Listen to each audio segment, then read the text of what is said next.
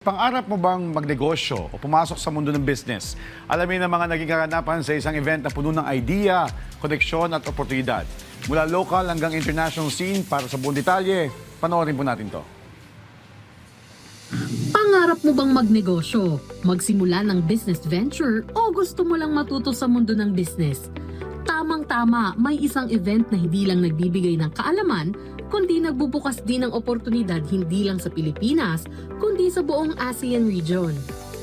Sa ginanap na Franchise Asia 2026 kamakailan sa Pasay City, binigyang diin ang importansya ng matatag na network sa ugnayan ng mga entrepreneur. Mula sa umuusbong na local businesses hanggang present ang mga negosyante na game sa pagbibigay ng advice. Alam mo, Franchise Asia, yan yung isa sa pinakamalaking franchise show sa buong mundo. Goal namin is makatulong sa mga kababayan natin para magkanegosyo. Meron tayong 1,000 brands na makikita nyo. Food, service, retail, local, international. Makakapagpili kayo sa mga best franchise brands all over the world. Sa pagdalo ng iba't ibang negosyo mula sa ASEAN countries, mas dumarami ang oportunidad para sa partnerships at paglawak ng negosyong Pilipino. Isa sa mga karaniwang hamon na kinakaharap ng mga nagsisimula pa lang ay ang pagkakaroon ng matibay na support system. Siyempre, as a franchisor, ikaw yung big brother eh. So kailangan mo talaga alagaan ng mga franchisees mo. You should assist them, no? Guide them on the right path, no? Being a franchisee.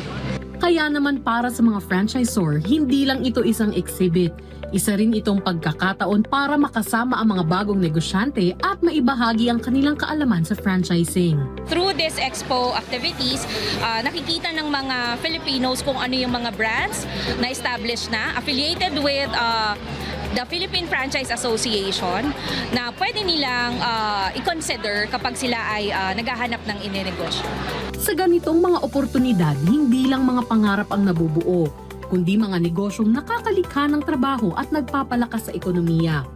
Sa huli, pag-aralan muna nating mabuti ang bawat hakbang para mas masiguradong handa ka ng pumasok sa mundo ng negosyo.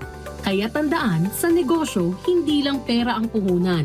Kasama rin dyan ang tiyaga, sipag at willingness na matuto.